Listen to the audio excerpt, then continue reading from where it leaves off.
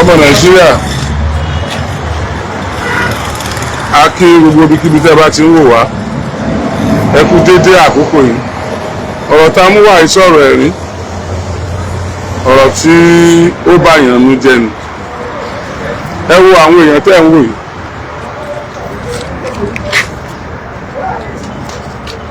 àwọn èèyàn tẹ́ ń wò yìí ẹ jẹ́ kí n bi wọ́n fúnra wọn wọ́n ní ẹnu oníkan láti gbọ́ pé àwọn ẹlọ́fà láti gbọ́ mu ta láti ìpínlẹ̀ Ọ̀ṣun ni wọ́n ti wà ń bí látàná wọ́n dẹ̀ ti wà ń bí wàhálà tí ó gbé wọn wá kì í ṣe wàhálà kékeré kìí dẹ̀ ṣe wàhálà téèyàn lè fi ṣeré rárá gbogbo àwọn bá mọ ibi tíjọba ìpínlẹ̀ Ọ̀ṣun bá ti máa ń rí social media wò ẹ jẹ́ ká dákun ká máa kí wọn ẹ jẹ́ ká kọ̀tẹ̀ ká fi hàn wọ́n kán mọ nǹkan tó ṣẹlẹ̀ lọ́wọ́lọ́wọ́ nípínlẹ̀ Ọ̀ṣun kí ni contradictions tó wà nínú information tán fún wọn report tán fún wọn nípa ọ̀rọ̀ tá a fẹ́ sọ yìí kí dẹ̀ ni the reality tó wà behind ẹ̀ gangan olórí ọ̀dọ́ nǹkan wọ́n ti lọ ní. mo ti ṣe gbogbo tí wọ́n kọ́ lóṣù náà rí ṣùgbọ́n ọlọ́pàá náà rí ṣùgbọ́n. ó yá kí ló ṣẹlẹ̀ o. nǹkan ṣẹlẹ̀ ní Akínlàlú ni pé àwọn Àmọ̀tẹ́kùn wọ́n wá sí Akínlàlú lọ́jọ́ Monday wọ́n ní àwọn ọmọ àbásọ́jà wípé àwọn ọkùnrin jalè lóko àwọn lọ́wọ́ ta kí wọ́n dẹ̀ gbàgbọ́n lọ́ àwọn ìgbà tí wọ́n rẹ́ gbàgbọ́n lọ́ àwọn aṣọ àlàyé fún olórí ọ̀dọ́ dẹ̀ sọ fún wọn wípé kí wọ́n ní sùúrù láti gbé ìgbésẹ̀ yẹn kan mọ́ ìgbésẹ̀ yẹn kan pa wọ́n máa wá àwọn ọmọ yẹn kan fún wọn ajẹ́kọ́ lórí ọ̀dọ́ everybody kò lé ó ṣe di aago 11 níjọ́ Tuesday ni wọ́n ṣe dé pẹ̀lú lóòdù mọ́tò 3 àti mọ́sínì 6 pẹ̀lú ìbọn bí wọ́n ṣe bẹ̀rẹ̀ sí àtàkì inú ilé mi Nurudeen Adéagbo ni wọ́n ti bẹ̀rẹ̀ tí wọ́n ti wá bá ọmọ mi ọmọbìnrin mi Kadijat ni wọ́n kọ́kọ́ yìnbọn tó gbọ́mọ lọ́wọ́ tó rá àbúrò rẹ̀ mú nígbà tí wọ́n rá àbúrò rẹ̀ mú tí wọ́n tó yin àbúrò rẹ̀ ń bọ ní ẹ̀gbọ́n rẹ̀ ní ìbọn ní apá méjèèjì ibi tí àwọn aráàlú ti dìde ni pé kí ló dé láti máa yìnbọn ní inú ilé gbogbo bí àwọn èèyàn ṣe dìde wọ́n ṣe bẹ̀rẹ̀ sí yìnbọn sí anybody nù ibẹ̀ ni wọ́n ti pa ọmọbìnrin méjì ọmọ graduate lọmọ rẹ̀ méjèèjì tí wọ́n pa ìyálé rẹ̀ ọ̀pá ọmọ rẹ̀ kan. ìbéèrè mi ọmọ mi o ó ti fi ìyà jẹ mí ẹ báńkálẹ̀ o ìjọba ẹ báńkálẹ̀ o kọ́mọ̀dọ̀ lásán o ìjọba kọ́mọ̀dọ̀ lásán ẹ báńkálẹ̀ kọ́mọ̀dọ̀ lásán lọ́jọ́ ìwá o ẹ bá níkàlẹ̀ o lọ́jọ́ ìwá o. ìyàwó àbúrò mi tá a máa pè ní yàfẹ́ wọ́n yìnbọn lù lórí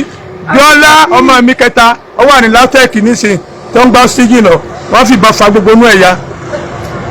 ẹ̀dọ́gbọ̀ ẹgbà ní kalẹ̀ ẹgbà ní kalẹ̀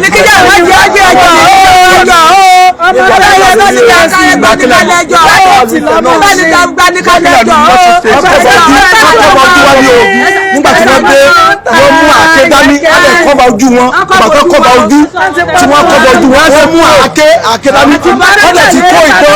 nígbà tí wọ́n ìbọn ọmọ wọn lọ́kọ́ yín mọ́ lẹ́sẹ̀ obìnrin bí tó ti fẹ́ lọ rescue rẹ̀ níbẹ̀ ni àwọn aráàlú ti sọ pé ìbọnlẹ́lẹ́ kí ló dé ẹsẹ̀ máa ń yà àwọn èèyàn mọ̀ nínú ìlú tó lọ́ba tó níjòyè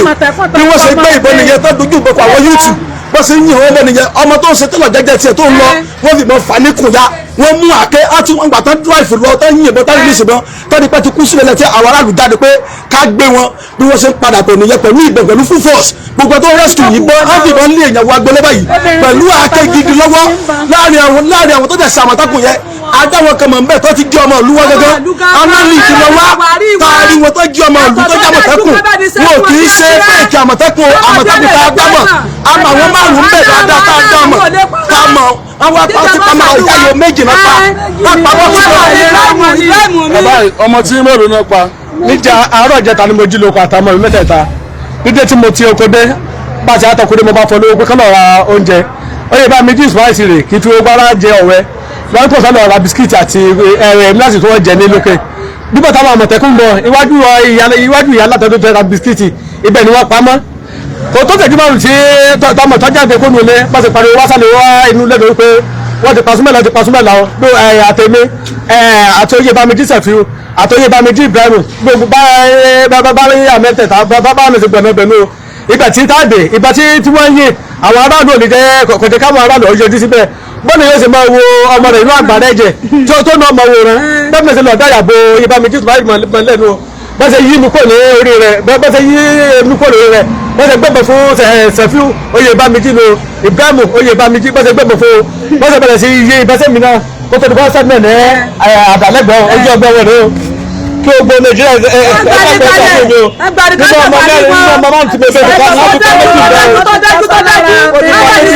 ọ̀pọ̀ ọmọ yín méjì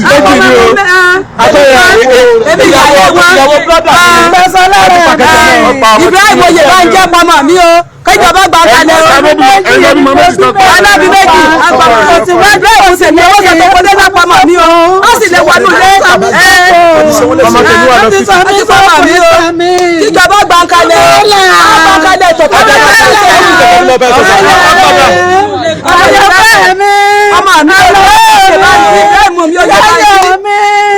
ayé mi wọ́n gbà lọ́mọ mi jà ewé mọ mi tó àgbàṣe mọ sí kò tọ́jú ọmọ ìgbèrè ọjọ́ ńlá pa mí lọ́mọ àti tọ́bí ọmọ pọ́kúlù wa olóní ọmọ mi ń bọ̀ láì tó Oyèbánjí ti pamọ́ mi ti pamọ́ mi dá ń lọ́rọ́ ọmọ 26 years ló gbà lọ́wọ́ mi ti ọmọ wa mọ́ náà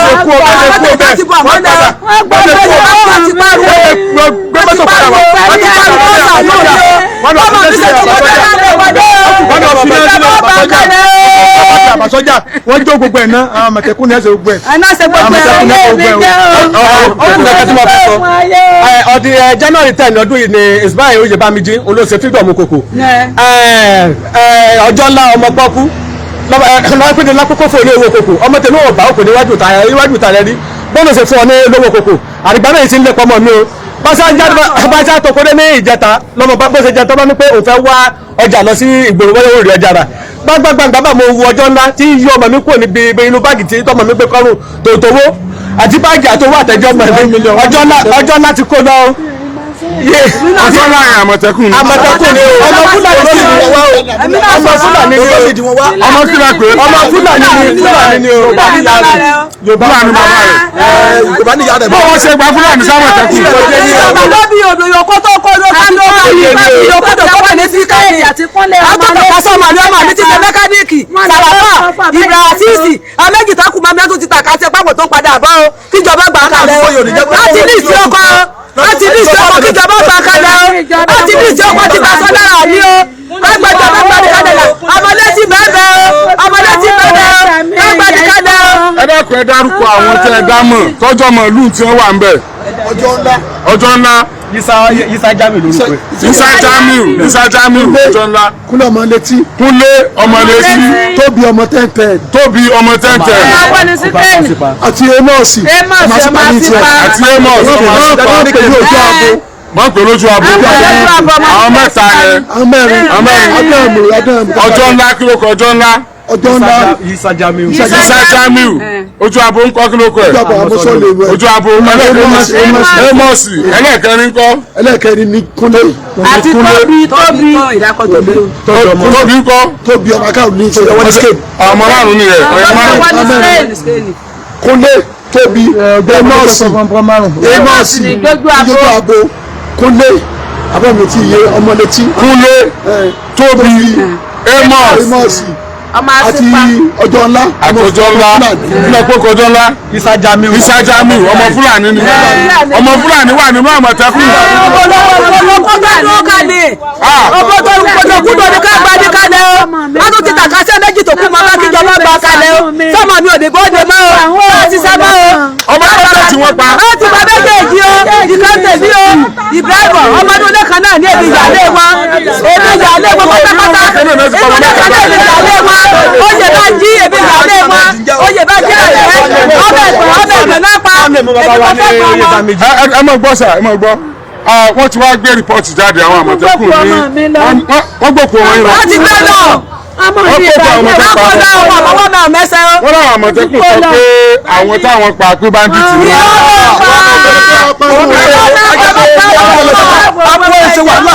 àwọn tá a dábò dáadáa ni wọn sójà gidi gàdán bábà ni wọn fẹ́ pa ọmọ ìyá ìtẹ̀pá bábà ni ọlọ́ba sọ̀rọ̀ mi níjà sọ́ọ̀bù níbi wà láàyè sọ́ọ̀bù ọmọ mi láyé sọ́ọ̀bù mọ́tò ìdájí àdókè kọ́tíà ọmọ báyìí ní ọmọ àti jáde ìpínlẹ̀ yìí ti jáde bọ̀ pé ọlọ́wọ́ àwọn akọ̀fọ̀ ojú ọmọ mi ló jẹ́ ọlọ́ba mi ṣe wù mí. ìjọba ìpínlẹ̀ Ọ̀ṣun àwọn àmọ̀tẹ́kùn yín wọ́n ní Fúlàní wà ń bẹ̀ alákọ̀ọ́kọ́ nù bóò ni Isa Jamiu Fúlàní ṣe di àmọ̀tẹ́kùn ṣé bára ń ta agbámọ̀tẹ́kùn kalẹ̀ fún náà láti gbógun ti àwọn Fúlàní tí wọ́n ń dà wá láàmú nílẹ̀ Yorùbá alákọ̀ọ́kọ́ nù àwọn darandaran tó ti darandaran alákọ̀ọ́kọ́ nù kìí ṣe àwọn Fúlàní tó da àwọn Fúlàní burúkú la fẹ́ gbógun tì kí ni Fúlàní tí wọ́n ń wá nínú àmọ̀tẹ́kùn ìbéèrè àkọ́kọ́ nù ẹlẹ́ẹ̀kejì ìjọba ìpínlẹ̀ Ọ̀ṣun wọ́n ní àwọn àmọ̀tẹ́kùn yìí ti rán àwọn pa àwọn bandit inú ìlú Akínlàlú ni wọ́n gbébọn lọ àwọn òkú tí wọ́n gbé wá tí wọ́n pè lókù bandit àárín Ẹ̀dẹ̀ ni wọ́n ti yìnbọn fún ọmọ bàbá ìtógbèbè inú ìlú ni wọ́n ti lé àwọn ọmọ ọlọ́mọ tí wọ́n ti pa wọ́n ṣé bandit nìyẹn ṣé bọ́lọ́pàá ṣe operate nìyẹn ṣé òfin orílẹ̀-èdè Nàìjíríà ṣe bó ṣe ká ṣe nìyẹn we are talking about state policing báwo ni state police ṣe fẹ́ work báyìí nígbà tó yẹ pé àmọ̀tẹ́kùn tá a fi tẹ strong ni wọ́n yọ àáké tí wọ́n yọ àdá lọ káwọn èèyàn mọ́nú ìlú kí ló ń tàn make arrest tó bá suspect wọn kéṣe inú gbóná ti bá wọn ìbọn wọn náà bá lọ́wọ́ àwọn ẹni yìí àdá wọn náà bá lọ́wọ́ wọn fà wọn náà bá lọ́wọ́ wọn tó fi pa wọ́n dànù bẹ́ẹ̀ so after investigation now tíjọba ìpínlẹ̀ Ọ̀ṣun bá mọ̀ wípé these people are not bandits they are not kidnappers they are not bandits what will be the replacement for a woman that has just 2 children in her life and the 2 vanished because of the Amotekun's operations because of the unprofessionalism operation of Amotekun in Osun State. So what do we do now about the report that says the Amotekun in Osun State have captured the bandits and they have killed some of them and the corpse reported at the morgue happened to be the corpse of the children of Akinalu village, Akinalu town in Osun State. Osun State government. So what are we saying about this? What are you doing about this? And I know the governor of Osun State to be Omoluabi, complete Omoluabi, complete gentleman, a righteous man, the man that knows the right thing and follow it all the time. Please let the rule of law prevail. The Amotekun that operated in Akinalu town, the Amotekun that killed the children of Akinalu, let them be brought to book. Let them be brought to book. Ẹ ti pọ́ ọmọ ìyá ìméjì kò sí tẹ̀lé ṣe tó lè ju ọmọ rẹ̀ méjèèjì mọ́ ẹ ti já sí o ẹ ti sọ́dọ̀ gàlẹ́ so ìbéèrè sí ni pé Ọ̀ṣun state government àwọn Àmọ̀tẹ́kùn yìí sọ pé àwọn pa bandit inú igbó wo ni wọ́n ti pa bandit sẹ́nu igbó l'Akínlàlú tí wọ́n bá jí kòkó gbé tẹ́ ẹ fẹ́ mẹ́ni ó jí kòkó gbé ó lè tó jí kòkó gbé sọ ẹ̀kẹ́ pa wọn ni. Can't you just make the arrest and do your proper investigation? Ṣé irú iṣẹ́ wo l'Àmọ̀tẹ́kùn lọ ṣe tó kọ́fà ojú? Irú iṣẹ́ wo l'Àmọ̀tẹ́kùn ṣe tó mú àáké wọnú ìlú tó ń pa àwọn èèyàn? Ìlú Akínlàlú kò sí àlàáfíà ń bẹ báyìí. Ìlú Akínlàlú wọn lè súnmọ́. Ìlú Akínlàlú àwọn abiyamọ ń sunkún. Ìlú Akínlàlú àtọmọdé àtàgbàlagbà ń gbára yálẹ̀. Èmi ló kú àwọn ẹni ẹnu àgbàrá ẹ̀jẹ̀. Bẹ́ẹ̀ ni mo rí ẹ̀jẹ̀ tó sẹ̀ lọ báyìí lára ògiri. Mo rí ìyá kan tó ń rìn lọ́bọ̀ ọmọ kẹtẹ́ pa sójú títì báyìí. Ọmọ yín bí.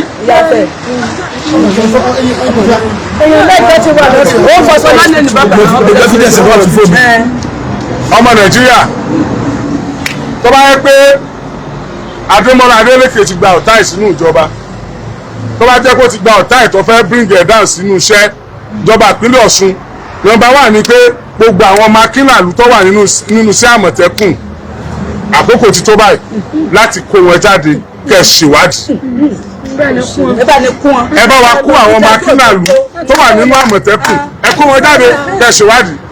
torí pé wọ́n ti wá parọ́ fún ìjọba pé bandit làwọn pa